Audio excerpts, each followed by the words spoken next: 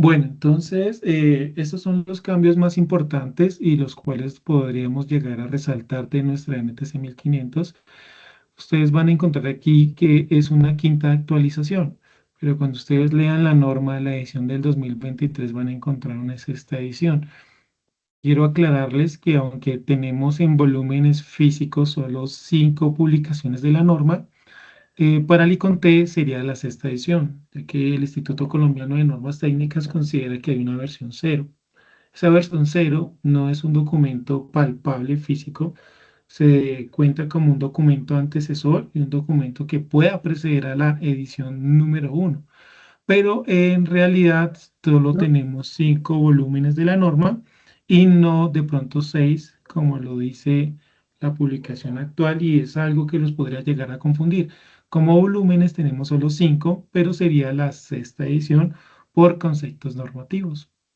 Ahora, quiero basarme y explicarles por qué el estudio de una norma no es tan fácil, no es tan sencillo. Recordemos que estamos hablando de un documento técnico y por lo tanto las personas que estudien este documento o este estándar normativo deberían tener unas bases hidráulicas, unas bases técnicas, un conocimiento práctico y teórico del alcance de lo que podría llegar a ser una norma. Y aunque cuando ustedes la estudien y puedan llegar a tener un conocimiento previo, también les puede llegar a resultar un desafío. A pesar de que yo he dedicado casi la mitad de mi vida y la mitad de mi experiencia a comprender este concepto normativo, no siempre es fácil. Pero el hecho de que no sea fácil no quiere decir que no se pueda interpretar, no se pueda estudiar, no se pueda llegar a aplicar. Por eso hemos decidido hacer este estudio introductorio a los cambios más importantes de la NTC para que ustedes puedan tener una mejor comprensión del texto y puedan tener un mayor entendimiento de los conceptos aplicativos de la norma. Permítanme ir de una vez al grano y quisiera que nos fuéramos al numeral 3234. Este es en los términos y definiciones términos y definiciones de la misma norma. Ahora, se agregó para esta edición del 2023 un nuevo concepto. Ese nuevo concepto es aparatos para lavados en grupos. ¿Qué quiere decir? Quiero leérselos textualmente como está en la norma. Y dice, tipo de baño que permite a más de una persona utilizar el aparato al mismo tiempo. El aparato tiene uno o más drenajes y uno y más grifos. Ahora, como les estoy leyendo el texto, nosotros estamos desarrollando un método para interpretar y aplicar de manera correcta la norma. Nosotros hemos desarrollado y adaptado 5 pasos, los cuales consiste el primero en leer, el segundo en interpretar, el tercero en evaluar, el cuarto en aplicar y el quinto en comparar. Pero no me puedo alargar a hacer un estudio introductorio tan complejo. Entonces, en este caso, solo voy a aplicar el método 2 y el método 4. El método 2 es la interpretación y el método 4 es la aplicación. Entonces, una vez ustedes puedan entender una interpretación adecuada del texto, el siguiente paso es que ustedes lo puedan aplicar. Si ustedes no aplican una interpretación correcta, es como si ustedes estuvieran preparando un banquete, pero no puedan comer de ese banquete que están preparando. Entonces, por eso es importante que ustedes entiendan que lo que yo voy a empezar a hacer es darles a ustedes el método interpretativo para poderles explicar la aplicación a este término de interpretación. Entonces, aquí vamos con lo primero. Tipo de baño lo dice la norma y tipo de baño que permite a más de una persona utilizar el aparato. Si nosotros lo interpretáramos de esta manera, ustedes estarían imaginando un baño, pero parte de la interpretación es entender que estamos adaptando un documento que no es original en nuestro país, es un documento que está en inglés, es el International Plumbing Code, y cuando traducimos estos documentos tratamos de adecuarlo a un entendimiento que sea fácil, pero en el idioma original, en el contexto original, no dice tipo de baño, más se traduce como un tipo de lavatory. Lavatory es la traducción en inglés para los lavamanos. Entonces, por eso quise resaltarles este, esta traducción correcta para que cuando se lea ustedes la puedan entender y hacer una buena interpretación. Entonces, quitemos o corrijamos la traducción de baño, sería tipo de lavamanos que permite a más de una persona utilizar el aparato al mismo tiempo. Entonces, naturalmente, la definición no era clara, no se conocía el alcance del lavamanos. Ahora, este tipo de aclaración nos está diciendo es que ustedes pueden tener un lavamanos, pero el lavamanos no puede tener cualquier tipo de dimensión. Esos lavamanos deben tener unas dimensiones específicas. La norma en el numeral 5.19.1 nos dice que estas dimensiones de espacio, de radio o de perímetro deben ser de casi 50 centímetros para un lavamanos o grupo de lavamanos. ¿Qué quiere decir esto? Cuando tú vas a un centro comercial o a una ocupación institucional, tú vas a ver normalmente que simplifican los lavamanos y vas a ver un mesón completo. Pero ese mesón completo a veces no tiene las dimensiones para los lavamanos. Tú podrías llegar a encontrar un mesón grande y encontrar solo 3 o 2 grifos de lavamano. No estaría mal si tú cumples las dimensiones de 50 centímetros. El problema es que tú tengas un espacio de 80 centímetros y el arquitecto decía dejar 2 grifos de lavamanos en ese espacio de 50 centímetros, porque estarías por debajo de las medidas y eso no tendría sentido. Sería diferente que tú tuvieras un espacio de 1,50 o de 1,20 y dejaras los 2 lavamanos en esas dimensiones, porque estarías cumpliendo el estándar normativo. Ahora, ¿quién decide cuántos lavamanos o cuántos no lavamanos yo debería dejar? Yo creo que debería incluir lo que dice la tabla de numeral 531, que es la que me define cuántos lavamanos yo debería dejar.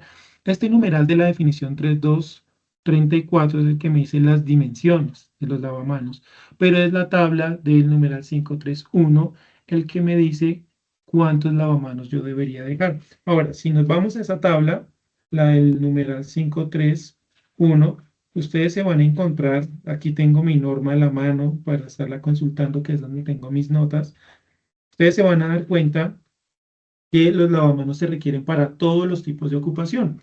Un ejemplo, si nosotros tuviéramos una clasificación de ocupación en un lugar de reunión A1, ustedes van a poder identificar que se solicita un lavamanos por cada 200 personas, sea hombre o sea mujer. Ahora, ustedes, no sé si ustedes han sido curiosos, no sé si ustedes se han dado cuenta que dentro de la norma hubieron unos espacios en blanco para los lavamanos. Eso no es que se necesiten menos lavamanos o que no se requieran.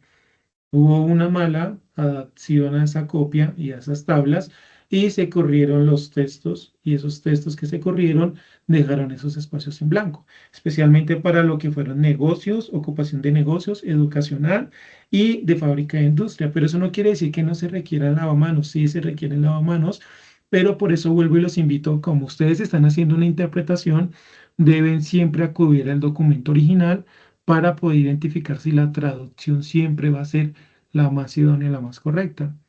Desafortunadamente, aunque uno intente buscar la mejor traducción, siempre van a haber errores o cambios que de pronto no se van a acoger a los textos originales. Por eso el ICONTE resalta que la NTC 1500 es una adopción, coma, modificada.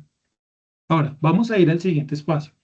Dispositivos de doble descarga. Aquí se agregó una nueva definición y en la cual se están agregando unos dispositivos que aunque ya existen, no se habían dejado como alcance normativo ni con normas de referencia. Ahora, el numeral 3265 establece que las características que permiten a un usuario, una persona, lavar un inodoro con un volumen reducido o un volumen completo de agua, dependiendo del contenido del recipiente. Estos sistemas, aunque poseen una extraordinaria capacidad para evacuar hasta unos 650 gramos de materia sólida y un menor consumo de agua, no se encontraban en las primeras definiciones. Ahora, la norma ahora nos dice que tomemos como referencia las normas ANSI y las normas ASME. La ASME A112, que es la de los sanitarios de tanque para 6 litros, y aunque ahora tenemos sanitarios de descarga doble, con una capacidad entre 3, 4 o una capacidad máxima para 6, me gustaría poderles explicar a ustedes el alcance que podríamos tener para este tipo de conceptos de sanitario de doble descarga. Ahora, me gustaría que ustedes pudieran entender ¿Cuál es ese mecanismo de descarga? Yo sé que aquí les estoy hablando de mecanismos de descarga doble, pero en la hidráulica y en los sistemas de plomería, esos sistemas de descarga doble tienen hasta tres o más definiciones. Quiero darles las más sencillas para que ustedes puedan entender cuáles son esos mecanismos de descarga. Se dividen en dos maneras: mecanismo tipo triturador, tirador, y mecanismo de pulso, de tiro y de pulso. Ustedes siempre van a encontrar dos tipos de sistema, de pulso y de tiro. Los de tiro se identifican de los pulsadores es porque tienen un sistema de descarga interrumpible. ¿Por qué interrumpible? Porque pues usted lo puede interrumpir en el momento de la descarga. Este sistema tiene un sistema de tiro que es como si fuera un botón con una palanca, y cuando tú elevas ese tiro o ese pulsador, se genera la descarga de agua. Pero cuando tú lo levantas y lo bajas, estás deteniendo la descarga. Eso que permite que tú puedas descargar el volumen deseado con el tiro. Subes, descargas, lo bajas, lo detienes. Entonces, esto es lo que diferencia a los de pulso. ¿Cuáles son los de pulso? Los de pulso hay de dos maneras: de doble accionamiento y de doble pulso. Ahora, los de doble accionamiento es que tú tienes el botón, lo oprimes una vez, generas la descarga, pero si vuelves y lo oprimes, generas también la interrupción. Es muy parecido al de tiro, pero no tiene como esa palanca, sino tiene el botón. Y el de doble pulsador es el que tiene la opción de que tú puedas descargar o bien los 4 litros para líquidos, o los de 6 litros para las descargas de sólidos. Entonces, este, a diferencia de los otros, sí no tiene la opción que yo pueda escoger la cantidad de agua que yo quiera descargar. Simplemente tú oprimes el de 4, te descarga los 4 litros, o oprimes los de 6, te descarga los 6 litros. No hay interrupción de flujo. Esto es un concepto que se había adecuado para la norma. Ahora, quiero ir avanzando porque a medida que vaya avanzando se me va comprimiendo un poco más el tiempo y no quisiera quedarme en un solo concepto. Ahora, vamos a ir a lo que son descargas de condensados. Esto es un numeral nuevo que incorporamos o que se incorporó en la norma para darle una claridad a las personas de que puedan diferenciar en lo que es un sistema de descarga de aguas residuales del capítulo 8, y el por qué un sistema de condensados no se puede considerar un sistema de descarga de aguas residuales. Ahora, permítanme leerlos como está en la norma para darles una mayor claridad. Dice: los drenajes de condensados no se deben conectar directamente, no se deben conectar directamente. Quiero que entiendan esta palabra, porque esta palabra es la que a ustedes les va a abrir todo el panorama de lo que les voy a empezar a leer. No se deben conectar directamente a un drenaje hidráulico. La traducción más clara sería un drenaje de plomería, y dice de aguas hervidas o de tubo de ventilación. Hay tres principios: drenaje hidráulico, aguas hervidas, tubo de ventilación. La norma me está diciendo que no lo debo hacer. No me puedo conectar a un drenaje de condensados para un aparato hidráulico, sistema, unas tuberías de aguas hervidas o un sistema de ventilación.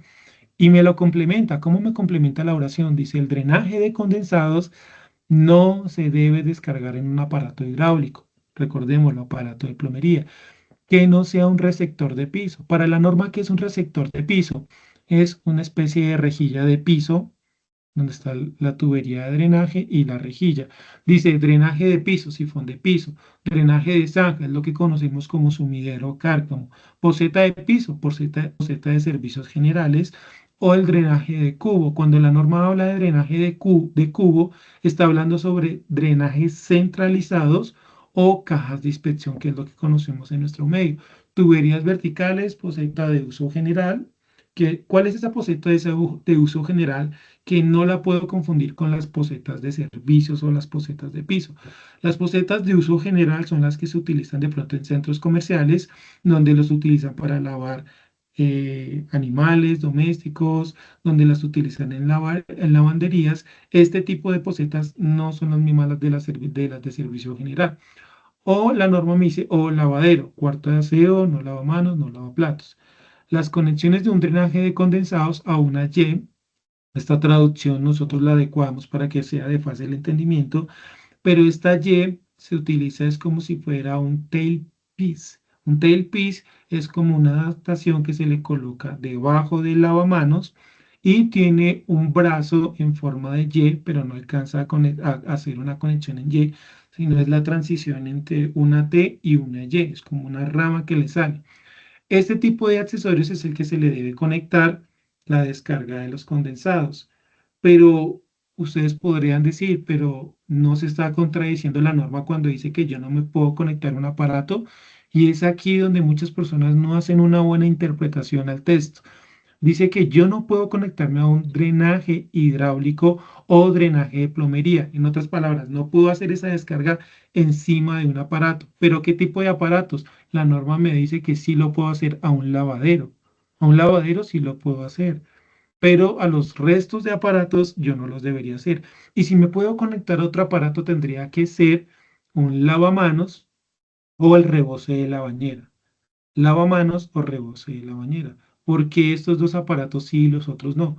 Los lavamanos no tienen una descarga de flujo muy continua y el rebose de las bañeras también no tiene un flujo de descarga muy continuo. Entonces, eso me permitiría hacer un drenaje de los condensados sin llegar a contaminar la línea de drenaje. Ahora, quiero que ustedes presten atención que aquí la norma también me hace una aclaración. Me dice, excepto cuando se descargue a nivel exterior. Cuando ustedes tienen el drenaje de los condensados, pueden descargarlo al exterior sin ningún problema.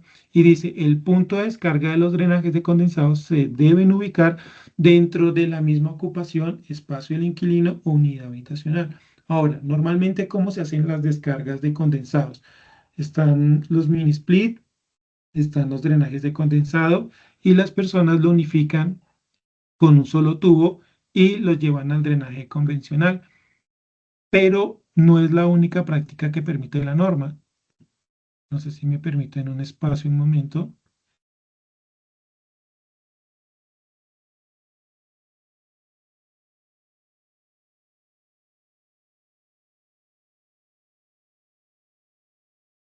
Listo, qué pena.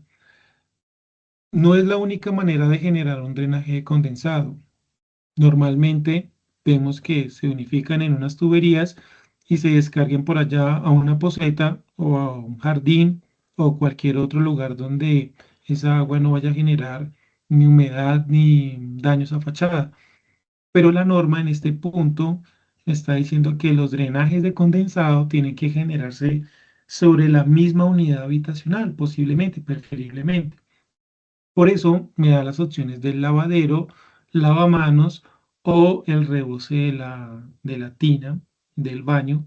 Y es aquí donde de pronto podríamos optimizar costos, dado que prolongar tuberías, no solo prolongarlas, también tocaría marcarlas. Y también la norma me dice dónde no debo conectarlas, tuberías o encima de los aparatos que no se mencionan o en las tuberías de ventilación. Ahora, recordemos que normalmente cuando tú vas a obra, tú vas a ver que la descarga de condensados normalmente lo hacen en tuberías o en las bajantes o en algunas ventilaciones. No todas las personas lo hacen, pero es un error que usted no debería hacer porque las tuberías de ventilación tienen gases de descomposición. Esos gases de descomposición pueden llegar a las bandejas de condensados de los sistemas de aire acondicionado o de las bombas de calor, y eso generaría una polución en el medio ambiente. En el drenaje tampoco. Ahora, ¿por qué me permite hacer la conexión en una Y? Miren y analicen que la norma me dice que lo debo hacer por debajo del aparato, pero por encima del sello. Esta conexión ya está generando un espacio de aire donde así el aparato se rehúse, nunca me van a llegar esas aguas contaminadas al drenaje, y si llega a haber una presión negativa o positiva, el espacio de aire va a interrumpir y no va a impedir que se genere un punto de contaminación. Entonces, en estos aparatos sí, los que les indiqué, pero en tuberías de ventilación y de drenaje no. Tal vez de pronto las de agua lluvias, si se le hace algún tratamiento y se puede manejar, en estas de pronto se podría manejar si se hace el tratamiento. Si el sistema es combinado, sería inviable hacer esa conexión. Ahora, vamos a ir a la siguiente. Identificación. Se agregó un nuevo numeral y se complementó en el capítulo 4 numeral 14.1.1, capítulo 4, 14.1.1 y el 14.233. Ahora, ¿qué dice este comentario? Dice, la terminación de la tubería de condensados que están ocultas deben identificarse y marcarse para que identifique dónde la tubería está conectada al drenaje principal o secundario. Aquí la norma me habla de un drenaje principal o secundario y me enmarca algo fundamental y me dice que esas tuberías deberían estar marcadas.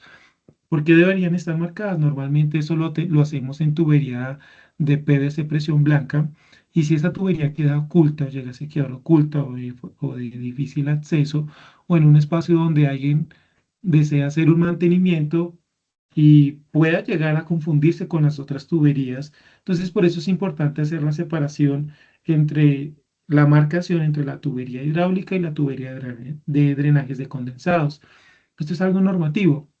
19 años atrás, en la edición del 2004, ni siquiera se mencionaba esto, solo se mencionaba esto dentro del capítulo 9.916 de esa segunda edición. Pero como les recuerdo, esto se sacó del capítulo 8 de la norma actual para dejarlo en el capítulo 4. ¿Por qué? Porque los drenajes de condensados no son drenajes de aguas residuales. No son drenajes de aguas residuales y esto es importante entenderlo porque si usted no lo entiende, usted va a empezar a cometer errores en las conexiones hidráulicas y empezar a hacer mezclas entre condensados y descargas de aguas residuales, que es lo que la norma me dice que no debo hacer. Ahora, alguien podría decir, pero es que para eso se le pone un sifón. Y yo creo que si usted dice eso, es porque usted tiene un conocimiento muy bajo de lo que es separar una trampa para condensados a los sifones hidráulicos que se hablan para proteger los sellos del capítulo 9 y del capítulo 8. ¿Por qué? Porque estas trampas, como lo dice el numeral 41424, es una trampa, pero no para impedir los malos olores. ¿Por qué no vamos a impedir los malos olores? Porque si ustedes recuerdan, aquí en este numeral, la misma norma me dice que no lo puedo conectar directamente. Para que tú puedas hacer una conexión no directa, solo lo puedes hacer normativamente de dos maneras en un espacio de aire, un air gap o air break. El air gap es un espacio que tú puedas tener dentro del tubo, pero sin cerrarlo completamente. Y el espacio de aire es que tú dejes en la descarga de los condensados a un espacio de 10 a 15 centímetros sin tener contacto con la tubería, siempre dejando un espacio de aire. Entonces, la única manera que tú puedas descargar esa agua es con un espacio de aire o introduciendo el tubo, pero sin que quede ese espacio cerrado. Entonces, ¿para qué se pone una trampa si no es para evitar los malos olores? Los drenajes de condensados pueden ser susceptibles a el ingreso de insectos, esporas, moho, polvo, cualquier otro tipo de partícula que podría obstruir las bandejas de descarga. Por eso se dejan estos drenajes y estas trampas, pero no son para evitar los malos olores. Ahora, la misma norma dice en el numeral 41421 que debe haber un punto de limpieza antes, aguas arriba y otro aguas abajo. El de aguas arriba me permite a mí hacer una limpieza de las bandejas y volverlo a tapar. Y el de aguas abajo me permitiría hacer también una limpieza del agua o las esporas que se empiecen a acumular en ese espacio de la trampa. Ahora, esta última me permite también tener una ventaja que la primera. Y es que eso que parece una ventilación no es para ventilarlo, es para que si llega a haber una presión positiva dentro del sistema, una corriente de aire que entre por la tubería, pueda ser expulsado por ahí sin que me afecte esa trampa hidráulica que el objeto principal es que ni animales ni sólidos entren. Por eso tiene el espacio para que se pueda hacer el mantenimiento tanto arriba como abajo. Entonces, vamos al siguiente punto. Ahora, ubicación de las posetas de servicio. La norma dice en el numeral 536 que es algo que se incluyó para las posetas y se los voy a resumir de la manera más rápida. Dice, no se deben exigir que las posetas de servicio se encuentren en un espacio de inquilinos. Cuando ustedes vean la palabra inquilinos, entiéndanlo como local. Es la manera más fácil de entenderlo. En un centro comercial cubierto. Mire que aquí la norma, y esto se los voy a explicar más adelante, ¿Por qué hace mención a los centros comerciales cubiertos y no a los descubiertos? Siempre que las posetas se encuentren en una distancia de un recorrido de 91 metros, 300 pies, de la ubicación más remota de un espacio del inquilino, entiéndase local, y no más de una planta por encima o por debajo del espacio de ese inquilino, las posetas de servicio se deben ubicar en las rutas de acceso. Entonces, para resumirles en una de otras maneras, si ustedes tienen que ubicar las posetas dentro de un centro comercial, ustedes pueden omitir la poseta interna de ese local si hay una poseta general que no esté ubicada a más de 91 metros, siempre y cuando el centro comercial sea cubierto. Por lo tanto, si un centro comercial no es cubierto, la definición contraria sería un centro comercial descubierto. Ahora, ¿qué pasa si el centro comercial está descubierto? Se entendería que esta condición de 91 metros ya no aplicaría y tendría que tener una poseta para cada local comercial. Ahora, esto implicaría pues que si yo tengo una poseta por cada local, debería adecuarlo a las condiciones de la tabla 531, que me dice que para los espacios comerciales y mercantiles con cargas menores de 15 personas no se requiere la poseta. Si ese local va a tener una carga de ocupación de menos de 15 personas, no sería necesario, pero si la tiene, tendría que tenerlo. Y si todos los locales tuvieran esa carga de ocupación, todos los locales deberían tener una poseta que tenga punto de agua fría y punto de agua caliente. Entonces ahí tú vas a decir, Edison, usted está loco, ¿cómo se le ocurre decirnos que una poseta normal para lavado necesita un punto de agua caliente? No es que esté loco, en el mismo numeral de la norma, en el capítulo 7.7, también aclara que todos los aparatos para servicio de aseo en lo que no es vivienda residencial debería contar con puntos de agua caliente. En las últimas entrevistas y datos que empezamos a tener con las empresas de aseo, efectivamente estos puntos podrían ser de mucha utilidad, ya que el agua caliente por su baja densidad podría penetrar mucho más en las partículas y mejorarles a las personas el lavado de herramientas, el lavado de traperos, el lavado de utensilios, porque el agua caliente tiene esa propiedad. Entonces, todas las posetas deberían también contar con su punto de agua caliente. Ahora, si el local es descubierto, porque las restricciones se hacen más exigentes, porque también se han hecho los estudios de que sería muy difícil para una persona estar cargando una cubeta, un balde, su trapero, bajo un escenario descubierto donde podría caer granizo, lluvia y podrían ocurrir accidentes con las personas. Por eso se habla de para los locales cubiertos cumplir estas distancias. Permítanme pasar al siguiente punto. Ahora, dimensionamientos del sistema. Anteriormente, en la edición del 2020, nosotros teníamos los numerales 7432, 74322, que hacían una explicación de manera sistemática de cómo dimensionar esos sistemas. Ahora, ustedes no lo van a encontrar en esta edición del 2023. ¿Por qué? No es que se hayan decidido eliminar, simplemente que para el ICONTET y para el comité no es útil repetir información. ¿Por qué les digo que no es útil repetir información? Porque esta información ya se encontraba en los anexos y si se encuentra en los anexos, no es necesario volverlo a repetir dentro del cuerpo de la norma. Entonces, se eliminan estos numerales y se siguen conservando las explicaciones en el anexo. Ahora, quiero explicarles el modelo de dimensionamiento y el por qué es tan importante no solo verlo desde un punto de vista teórico, sino también verlo desde un punto de vista observacional y práctico. Ahora, cuando se hablan de presiones de flujo en la norma, hay algo que es bueno tener en cuenta. No siempre se aplica el método del doctor Hunter para dimensionamiento de tuberías. No siempre se aplica el método de probabilidad porque en la hidráulica de plomería hay dos conceptos, sistemas de uso frecuente y sistemas de uso no frecuente. Cuando se hablan de sistemas de uso no frecuente, estaríamos hablando de las tablas que nos hablan de presiones y caudales. Cuando estamos hablando de usos frecuentes, hablamos de esta tabla. Y los no frecuentes, estaríamos hablando de las leyes de probabilidad. Entonces, cuando un fabricante establece un caudal y una presión, está hablando de un caudal a condiciones de flujo. no con condiciones estáticas. ¿Qué quiere decir esto? Que si el fabricante a mí me dice que con una presión de, no sé, de 80 psi puedo lograr un caudal de 5,84 o de 6,22 litros por minuto, son las condiciones a prueba real, no teóricas.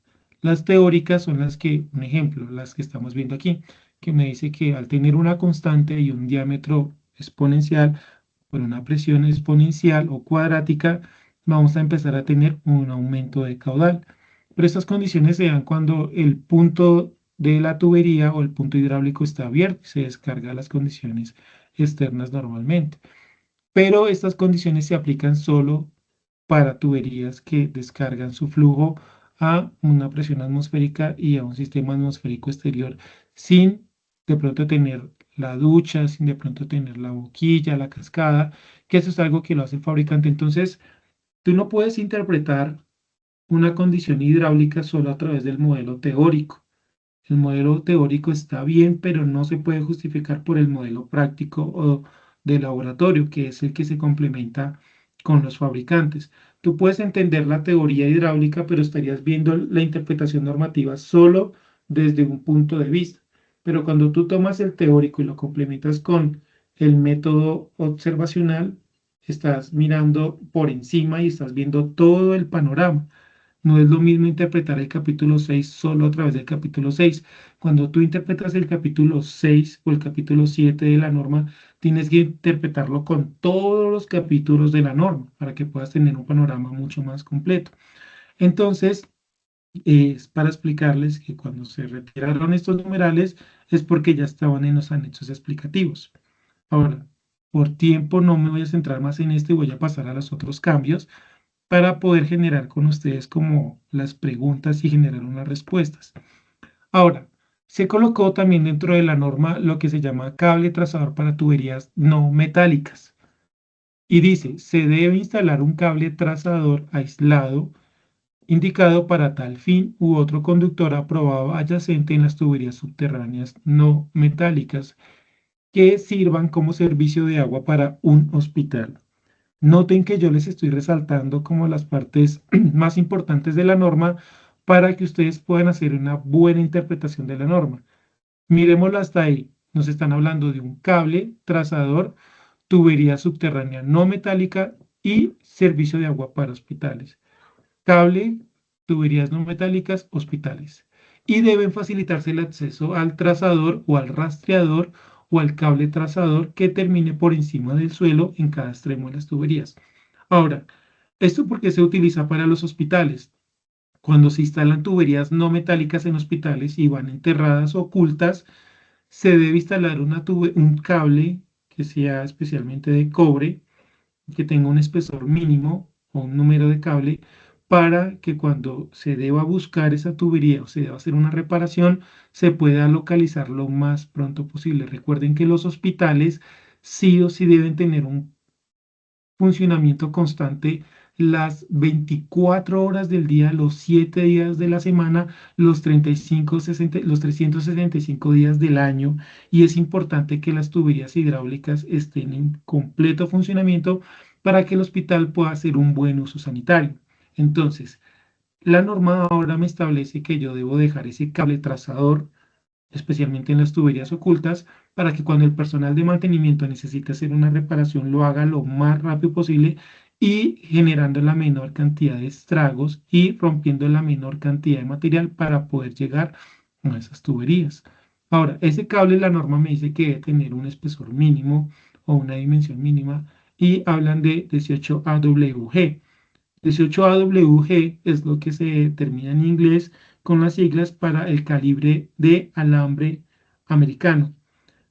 Este cable número 18 es la dimensión mínima para colocar el trazador. ¿Para qué?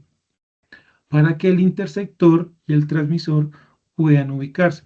Ahora, ¿por qué la norma me dice que debo tenerlo especialmente enterrado?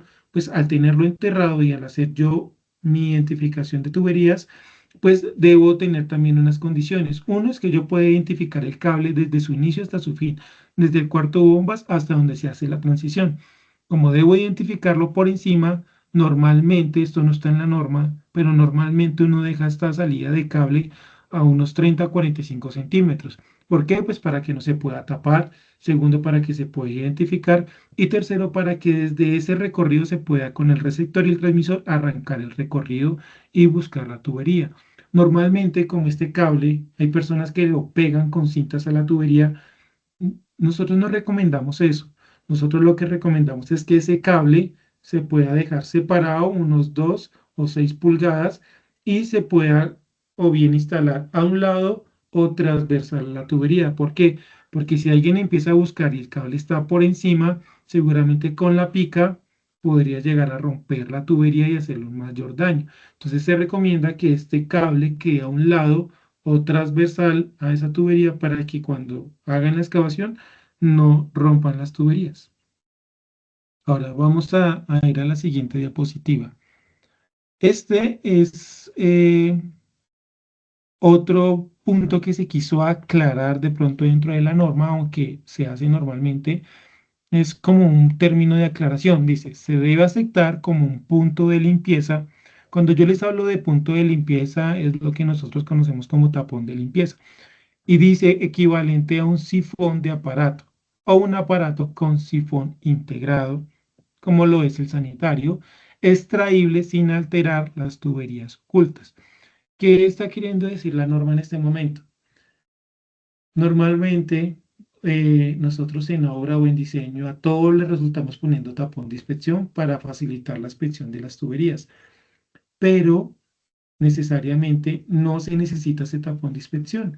Normalmente la norma me está habilitando que si yo puedo desmontar de manera fácil ese sanitario o el sifón de lavamanos, eso ya puede contar como un punto de limpieza, de inspección, de sondeo o de inspección con cámara.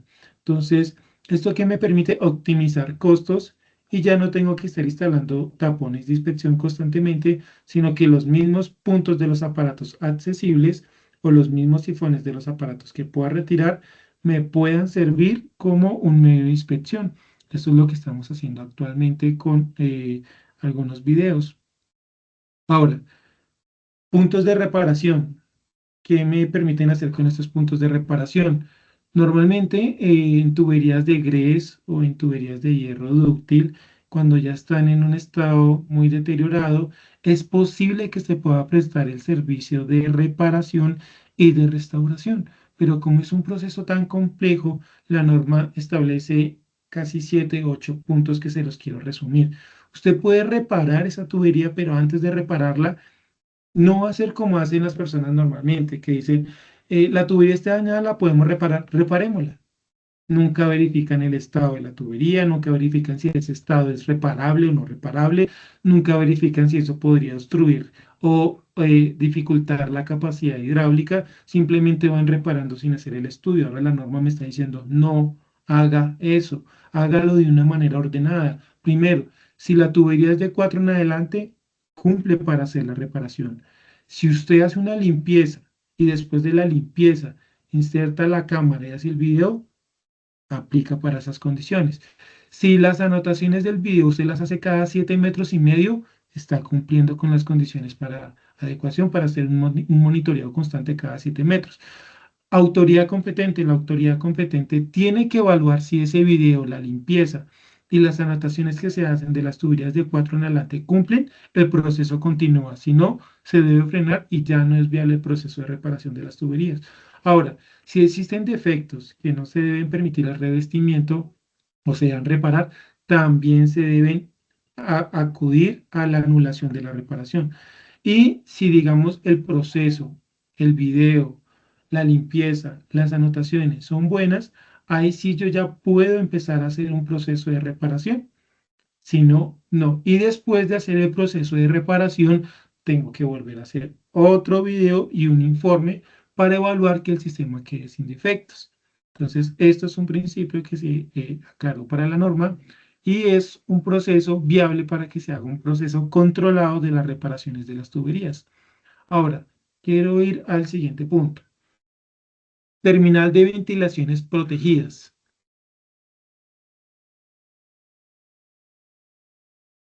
Ahora, ¿qué nos está poniendo la norma ahora como condiciones para que podamos hacer un buen manejo y terminal de las ventilaciones? Normalmente cuando una cubierta es plana, nosotros tenemos que levantar esa ventilación 15 centímetros. Pero si la cubierta es inclinada, normalmente las personas no hacen ese tipo de elevaciones porque no hay acumulación de agua. Pero como estamos ahora en el tema de los paneles fotovoltaicos, en los paneles para calefacción de agua, tenemos una dificultad.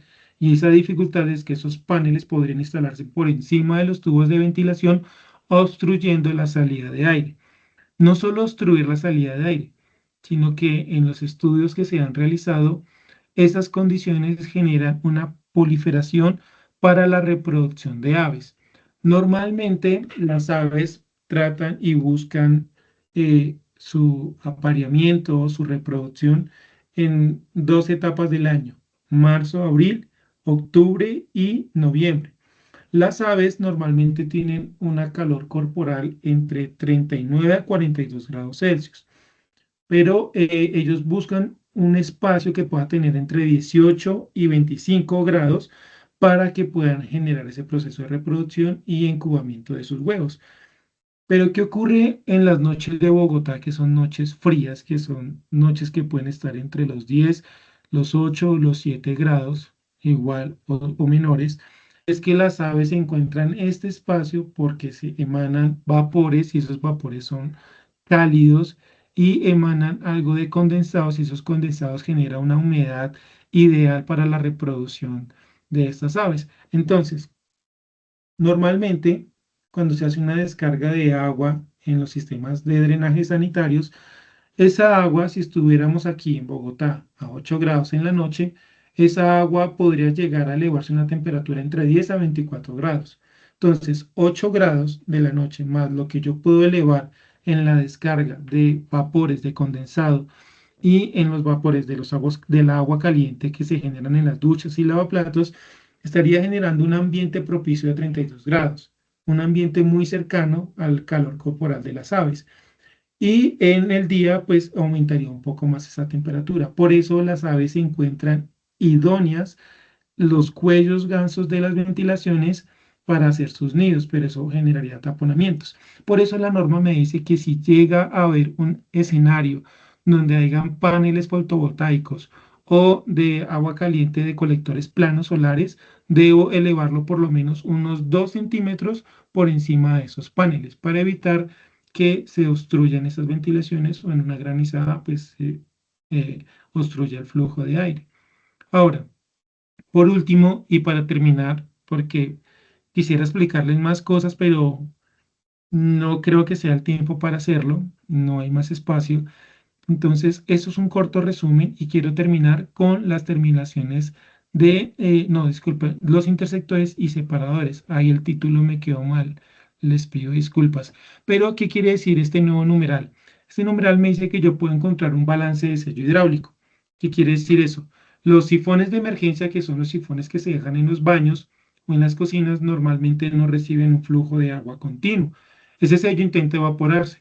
Alguien podría decir, échele una cucharada de aceite. Eso no se debe hacer porque en las condiciones hidráulicas usted no debe verter aceite a los sellos porque esos sellos de aceite podrían generar proliferación de bacterias y es lo que nosotros no queremos. Entonces, un método técnico, ¿cuál debería ser?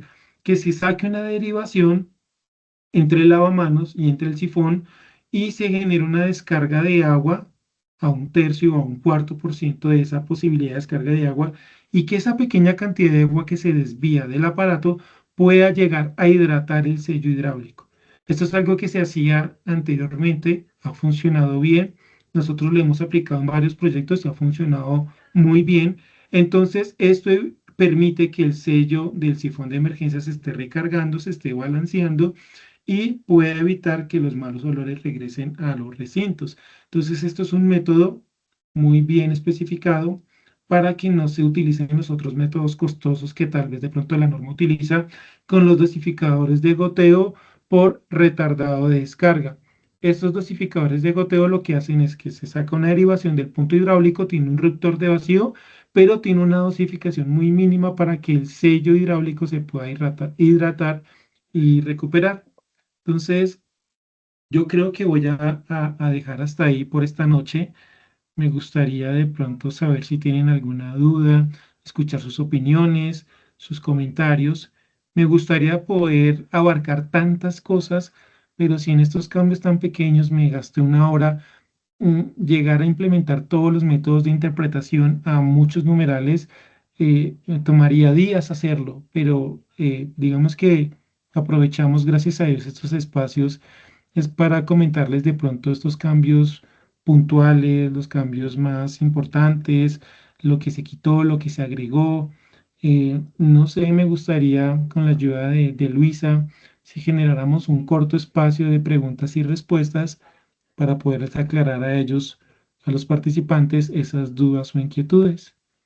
Claro que sí, si tienen alguna duda, alguna recomendación, alguna sugerencia, lo pueden dejar en el chat y las vamos a ir leyendo. También, si quieren de pronto que les active el micrófono y la cámara, también súper válido. Mientras tanto, Edison, ¿nos puedes regalar tu contacto? ¿Cómo pueden comunicarse las personas contigo? ¿A dónde? ¿A tu correo? Sí, mira, de hecho yo creo que podrían escribirme por WhatsApp a este número, 311-214-6279, o al correo, pero yo normalmente pues me gusta contactarme personalmente con las personas. No es que el correo esté mal, pero creo que hay veces la comunicación o la asesoría hay veces se hace mejor cuando se hace de una manera más personalizada, o así lo he aprendido yo y así me han enseñado. Súper, entonces, bueno, Edison nos deja el número en el chat. Si alguien tiene alguna duda, bueno, pasa que a veces las dudas no surgen durante la capacitación, sino después de, entonces a ese número muy seguramente se pueden contactar contigo. Y nada, agradecerte, Edison, por el tiempo, por acompañarnos en este espacio y compartir con todos nosotros tus conocimientos, tu experiencia y los cambios más importantes de esta norma y su actualización. Este tipo de espacios nos permiten fortalecer criterios técnicos, aclarar conceptos y mantenernos actualizados frente a normativas que impactan directamente en este sector. Y pues agradecerle a las personas que asistieron. Recuerden que, bueno, mientras que el chat siga activo, pueden dejar las preguntas por ahí. Tenemos la primera pregunta. Nos dicen, en términos prácticos y constructivos, el drenaje de un mini split lo puedo conectar en el paral del desagüe por debajo del codo de la pared. En el lavamanos, gracias. Bueno, dice el término prácticos y constructivos, el drenaje de un mini split lo puedo conectar en el paral del desagüe por debajo del codo de la pared, en el lavamanos. No, lo que te estaba explicando normativamente es que si se llega a hacer esa conexión, tiene que ser por encima del sifón con un accesorio en Y, que es el accesorio de bifurcación. Es el único que estaría como permitido para hacer esa conexión. Que si lo puedes hacer por debajo del codo de la pared y el lavamanos, si está debajo del sifón, no lo puedes hacer porque generarías un sistema de contaminación y polución, y todo el aire estaría viciado y contaminado. No sé si esa sea tu pregunta como tal, pero es lo que logro entender de tu pregunta.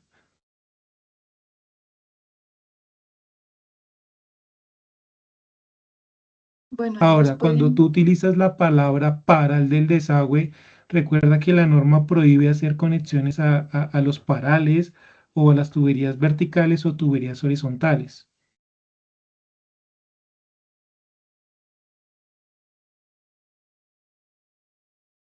Si en ese mismo punto nace la reventilación, no hay inconveniente. No, lo que te comento, sí hay inconveniente y no deberías hacerlo si está aguas abajo del sifón. No lo puedes hacer ni en la ventilación ni en el paral. Podrías conectarte, si tienes la tina, al rebose de la tina. Podrías conectarlo por encima del lavadero. Si no es fácil hacerlo, pues puedes seguir conectándolo como se hace normalmente, con una tubería que recolecte todos los drenajes de condensado. Hay algunos fabricantes que incluso dicen que hay una especie de cheque para evitar el retorno de aires o vacíos que se generen de corrientes de aire y se puedan conectar de pronto de esa manera. Eso también lo puedes hacer. y descargarlo en un lugar que no afecte a las personas, como lo dice la norma. Súper. Si alguien más tiene una duda, no la pueden dejar. ¿Esta grabación la comparten? Sí, nosotros vamos a subir todas las grabaciones a YouTube. Ahí nos puedes encontrar en YouTube como Aprocov Oficial. Ahí va a estar esta grabación para que la repitan, para que la compartan y demás. También queremos contarles que en Aprocov ahorita estamos en una vinculación y con una alianza, realizando una alianza con el Icontec. Entonces, también eso va a ser muy valioso para Procov. Eso, de nuevo, gracias, gracias porque pues estos espacios son muy importantes tanto para nuestros asociados como para las nuevas personas que nos acompañan el día de hoy. Y pues nada, agradecerles a todos los asistentes por la participación, por la disposición, por el tiempo, porque realmente estar acá es querer seguir fortaleciendo sus conocimientos y de verdad esperamos que esta capacitación haya sido de gran valor para ustedes, para todos. Y los invitamos a seguir conectados. Todos los martes tenemos una capacitación diferente. Edison, de todas maneras, te invitamos a de nuevo participar en un nuevo ProMartes. Este es un espacio abierto también para ti. Entonces, nada, nos vemos muy pronto y que tengan muy buena tarde.